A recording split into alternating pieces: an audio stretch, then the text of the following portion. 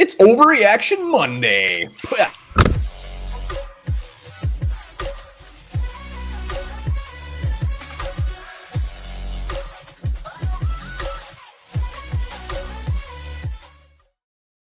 All right, welcome back to the Onebar and Lupagus show. I'm Onebar with Lupagus. We're going to be talking about some overreactions on the 4-1 Minnesota Vikings, the NFC North leading 4-1 Minnesota Vikings. It is a beautiful day, Lupagus.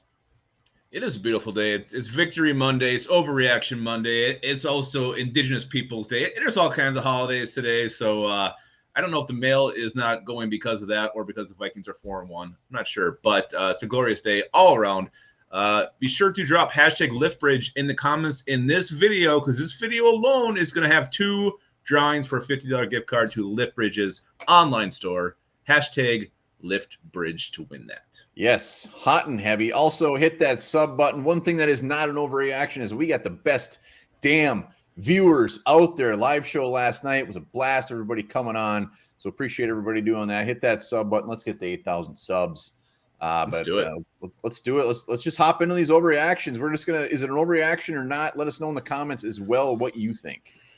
And then these are ones we've seen either on Twitter or heard people talking about in the post game. So these aren't us pulling these out of our asses. These are real overreactions we've heard. But we will talk about it. And first and foremost, Greg Joseph. Greg Joseph. Have we lost all confidence in Gregory Joseph, the Minnesota Vikings current kicker?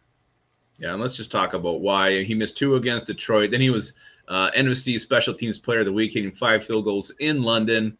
And then he misses 2, or he missed 1 yesterday, and then he had 1 blocked. So people are starting to lose faith, it seems, in Greg Joseph. To me, this is an overreaction. Yes, he wanted him to make those 53-yard field goals. You want him to be consistent, but it's not going to happen. He's going to miss a couple. So let's just slow down. He just came off a 5 field goal week. Greg Joseph's just fine. Yeah, we would have killed for 5 field goals previous years. He is 8 for 8 inside of 50. Every one of his kicks is 50 yards or more. So boo-hoo, he's going to start making those. We know he can make them. I did go and look at the other kickers in the league, and kickers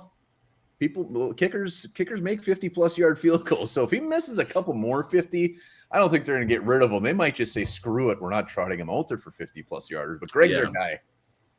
He is. I mean, look how good he was this preseason. So I think maybe just a little bit of a hiccup. He'll figure it out. Confident he will. Yeah, we've just been burned by that damn position. What else we got? I don't know. You had the list in front of you. I do. I figured you would have remembered at least 2 of the 5, but here we go. Vikings offensive line. Could they possibly be the best offensive line in the entire NFL? Can you believe we're even saying that? It's crazy. It's crazy. But I'll let you start on this one. Overreaction. Barely. These guys are damn good, though. Hot shit. I mean, I'm not going to go through all of their stats. Darrisaw is like a top 3 left tackle in the entire league. He's given up 0 sacks, 0 penalties. He's shutting everybody down. Ezra Cleveland, 11th rated guard, according to PFF. I mean, this dude is going to make some money. He's a free agent after next year. He is becoming one of the top guards in the league. We know what we got in O'Neal. I mean, if Ingram, Bradbury, this is such a good offensive line. It's so nice to just sleep at night knowing we got these guys. It's weird. It's a weird thing to have as a Minnesota Vikings fan, especially in recent years, to have a solid O-line. Used to be our bread and butter back in the day, but we went so long with such shitty O-line play. To have good O-line play is crazy, but to say it's the best in the league, a little bit of overreaction. Can it get there? I mean, look at every week. This group, everybody's improving every single week. So, yeah, I think it can get there. It can get to that point. Will it? I don't know, but it's not there yet. But they're definitely top 5 probably. Yeah, I mean, easily top 10. I think top 5 is definitely fair. But you look at some of these other, I mean, the Eagles got a good offensive line. The Niners always got, I mean, there's some teams that just have some very, very, very, very, very good offensive lines. And Kirk Cousins has been sacked 8 times this year. Kidding me? It's beautiful. Mm-hmm. Yeah, it's beautiful.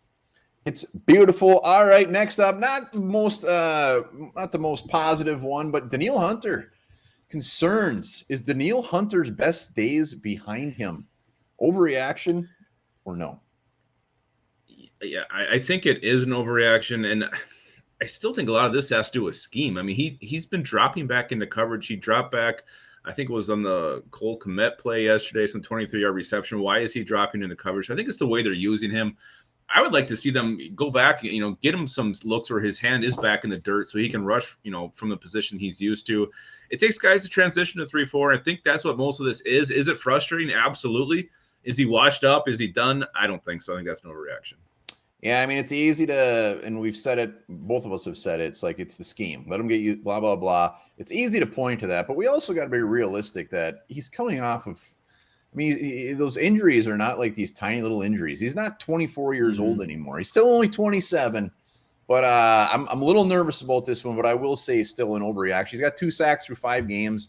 Last year, coming off that neck injury, he had 6 sacks in 7 games, and that injury is a little more scary than his torn pec. So, overreaction. Let's just hope those sack numbers start going up. Those pressures start going up. Yeah, what's concerning too is it seems like one-on-one he's losing a lot of those battles, which he never did in the past. So that's to me is kind of the most eye-opening thing about Danielle Hunter right now. Yeah. Hopefully in 3 or 4 weeks when we're doing this, we're not calling this not an overreaction.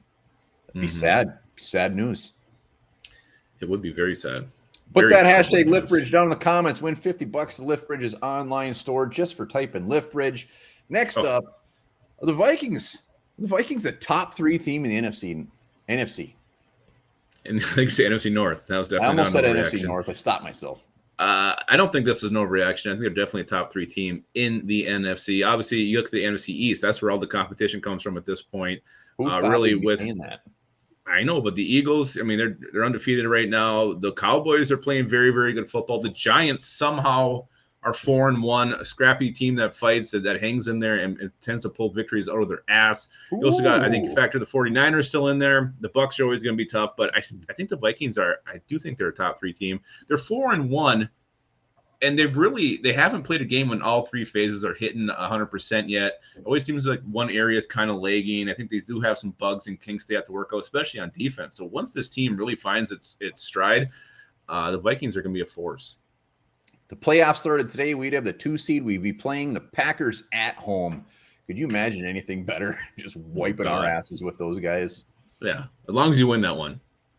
Yeah, one team, the Eagles are a surprise, obviously. Very good team. The Cowboys, that defense is going to be scary. Come playoff time, the Cowboys are in there, which it sure looks like they will. That defense is going to be scary.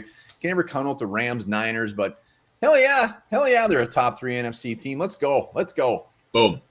Hell yeah. Boom. All right, last one. Justin Jefferson will go down as the best receiver to ever play for the Minnesota Vikings. I think it's your turn to start on this. Overreaction, end of story. Randy Moss is the best player to ever play in this damn league. Justin Jefferson is fantastic. I love him. But come on. We got Randy Moss. We got Chris Carter. Not even. Yeah, you're right. I mean, he's got a long way to go to get that moniker. Randy Statistically, you never know. I wouldn't write that one off so quick, but damn. And hey, I love watching Justin Jefferson play. I love when he has 9 catches in the first half. It's a beautiful thing to watch. It's beautiful. It's just been a lot of fun watching him play, and I'm excited to watch him. Hopefully, the Vikings can figure a way to pay this guy, keep him here, so he can maybe approach that lofty status somewhere down the road. But right now, it's Randy Moss's, and it'll always be Randy Moss in my heart. Yeah, and just think, I mean, we're having this conversation in his beginning of his 3rd year. That's how good this guy is. And so good. Slurp. Slurpy. Those are our overreactions. Let us know in the comments any overreactions you came across. Also, hashtag LiftBridge. Hit that sub button. Let's get to 8,000. Remember this video alone is going to get you those gift cards. And remember this: Tampa Bay Buccaneers were in the AFC for 1 year.